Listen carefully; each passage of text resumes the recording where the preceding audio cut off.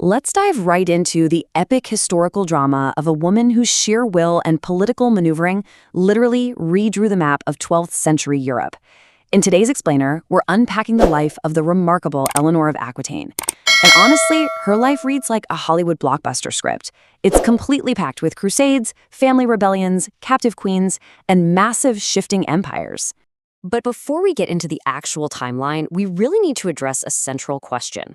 For centuries, 13th century chroniclers and even a lot of modern myths have painted Eleanor in extreme, often completely contradictory lights. Was she a scandalous seductress just leveraging her charm? Or was she a masterful stateswoman motivated by this fierce loyalty to her children and her lands? Throughout this explainer, I really want to challenge you to look past all that medieval gossip. We are going to uncover the fiercely loyal, incredibly intelligent matriarch underneath all those rumors. Think about this number for a second. 82. Eleanor of Aquitaine lived to be 82 years old. Now, in an era when just making it past childhood was a major achievement, that is absolutely staggering. And over those 8 decades, she didn't just survive. She actively outlived and outmaneuvered almost every major power player of her era. She reigned as queen consort of 2 different nations, and she actually lived to see 2 of her own sons become king of England. Okay, let's jump into section 1, the heiress of Aquitaine and her sudden rise to power. So let's look at her origins and how a sudden, shocking tragedy in 1137 catapulted a teenage girl directly into the center of global politics. Think about the 12th century French crown. It really wasn't the absolute, untouchable monarchy we tend to think of later in history. It actually had pretty limited central power and relied heavily on autonomous dukedoms. Now compare that to the Duchy of Aquitaine. This territory covered the entire southwestern quarter of modern-day France. It was vast, arguably the richest dukedom around, and fiercely autonomous. Well, when Eleanor's father unexpectedly died on a pilgrimage in 1137, she inherited the whole shebang. She instantly became the most coveted woman in Europe. The French king, Louis VI, quickly swooped in and married her off to his son, Louis VII. And just like that, Eleanor's marriage physically tipped the geopolitical scales, bringing immense wealth and land straight under the French crown's umbrella. Moving on to section 2, Queen of France and her marriage to Louis XIII. Following a pretty frantic series of events, which included the sudden death of her new father-in-law, Eleanor became the Queen of France. But the Parisian court at the time was incredibly pious and austere, and Eleanor was viewed as this total outsider with improper, spirited customs. Louis was devoted to her, sure, but tension was definitely brewing. And nowhere did this tension and the wild rumors surrounding Eleanor explode quite like during the disastrous Second Crusade. Eleanor actually took the cross and rode with the army alongside her husband. Because of this bold move, she instantly became a massive target for historical fake news. Let's separate the myths from the reality. The really crucial takeaway here is just how quickly chroniclers weaponized gossip against a powerful woman with a strategic mind of her own. Consider 3 major events. First up, the Battle of Mount Cadmus. The Crusaders were completely ambushed by Seljuk Turks, and chroniclers immediately blamed Eleanor, claiming she ordered the vanguard to split. The reality? There is 0 concrete evidence showing where she even was during the attack. Second, over in Antioch, she had these private conversations with her uncle Raymond about military strategy. She wanted to stay and fight there, while Louis wanted to push on to Jerusalem. Because she dared to disagree with her husband, chroniclers literally accused her of incest with her uncle. And third, honestly the most absurd myth of all, the minstrel of Reims later claimed she had a torrid affair with the famous Muslim leader Saladin. The historical fact? Saladin was quite literally a child living in Syria at the time. It is completely, laughably implausible. All right, section 3, the Angevin Empire, shifting the balance. After the utter failure of the Second Crusade and the birth of a second daughter rather than a male heir, the marriage between Eleanor and Louis was irreparably broken. And what follows is an absolute masterclass in medieval political maneuvering. In March 1152, her marriage to Louis is annulled. The official reason? They were too closely related. Well, by renouncing the marriage, the French king lost the Duchy of Aquitaine. So Eleanor is newly single and back to being the richest woman in Europe. But she already had a plan. A mere 8 weeks later, 8 weeks, in May 1152, she shockingly marries Henry of Anjou, who happened to be Louis's greatest rival. She essentially took her massive empire and handed it straight to the future King of England.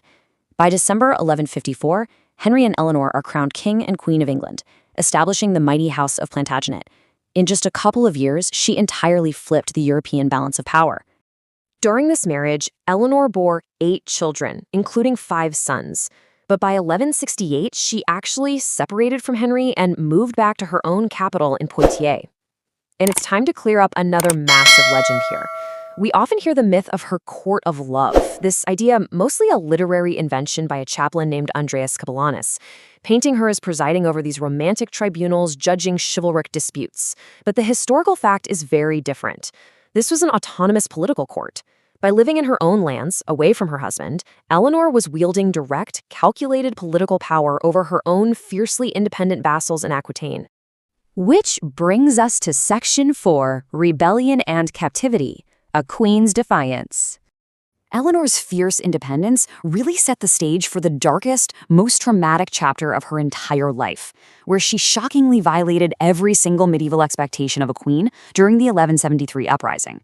See, King Henry II had refused to give any real political power to his sons, even though he crowned his eldest son, the young king. Henry had also severely alienated his vassals, especially after the shocking murder of Thomas Becket.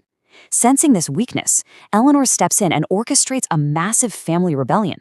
She actually sends her sons to Paris to ally with her ex-husband, King Louis, against her current husband. Talk about drama. She actively rallies the southern lords of Aquitaine to revolt, but while fleeing to Paris herself, she gets captured by Henry's mercenaries. While sons rebelling against fathers was somewhat common back then, a queen rebelling against her husband was practically unheard of. It was an act of sheer, unadulterated political defiance. And that brings us to the number 15. Because of this massive betrayal, King Henry II placed Eleanor under strict house arrest, mostly at Winchester Castle, completely cut off from the outside world.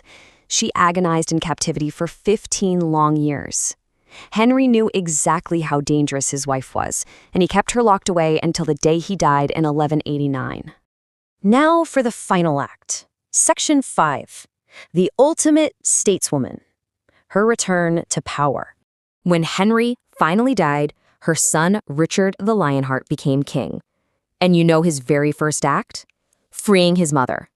Eleanor emerged back onto the political scene at the age of 67, absolutely unstoppable. And her greatest test comes down to this number, 100,000. While King Richard was returning from the Third Crusade, he was taken captive by the Holy Roman Emperor, who demanded an absolutely extortionate ransom of 100,000 silver marks. To put that into perspective, that was equivalent to twice the entire annual revenue of England. So the crucial point here is how Eleanor, who was left unofficially in charge of the empire, handled this massive crisis. She was relentless. She extracted this immense wealth by imposing a brutal 25% tax levy on all annual incomes. She stripped wealth directly from churches and abbeys. She sent officials all across England, Anjou, and Aquitaine to squeeze quite literally every penny out of the empire. And while she was doing all of this, she was simultaneously crushing the attempts of her youngest son, John, to usurp the throne alongside the new King of France, Philip II. When the money was finally raised, Eleanor, who is now in her 70s, mind you, personally traveled to Germany in the dead of winter to deliver the ransom and negotiate her son's release. Her physical stamina and her political brilliance in her twilight years are just absolutely astounding. After Richard dies in 1199, she immediately goes right back to work, this time securing the empire for her son, John. In her late 70s, she crosses the grueling Pyrenees Mountains into Castile to secure a highly strategic royal marriage, personally selecting her granddaughter Blanche. Shortly after that, she is actually besieged at the castle of Mirabeau by her own rebellious grandson, Arthur of Brittany. Trapped inside, she somehow manages to smuggle out a message to John, who marches to her rescue in a surprise attack. This resulted in the greatest military victory of John's entire reign, all of it orchestrated by a woman pushing 80 years old. Eleanor finally retired to the Abbey of Fontevraud and passed away in 1204 at the age of 82. To truly understand her vital importance to the era, just look at what happened almost immediately after she died. Without her political and military management, King John was ruthlessly exploited by the French king. By 1205, he had completely lost Normandy, Anjou, and Poitou. The Angevin Empire, which Eleanor had spent her entire life building and fiercely defending, practically collapsed without her there to hold the whole thing together. The nuns at her final resting place at Fontevraud left us with this really profound eulogy. They wrote, "She surpassed almost all the queens of the world." And that perfectly cements her real impact. In an era when women were entirely expected to be servile, Eleanor of Aquitaine was the active architect of dynasties. So, I want to leave you with this final thought, returning back to the question we asked at the very beginning of this explainer. What really is Eleanor's true legacy? Having seen the evidence, the blatant myth-making of her enemies, the sheer political will she exerted, the massive empire she managed to hold together through force of personality alone, is she the scandalous rebel history often tried to portray her as? Or is she history's greatest, most fierce matriarch? Let that sink in, and let her fascinating reality spark your curiosity to dive even deeper into medieval history. Thanks so much for joining me.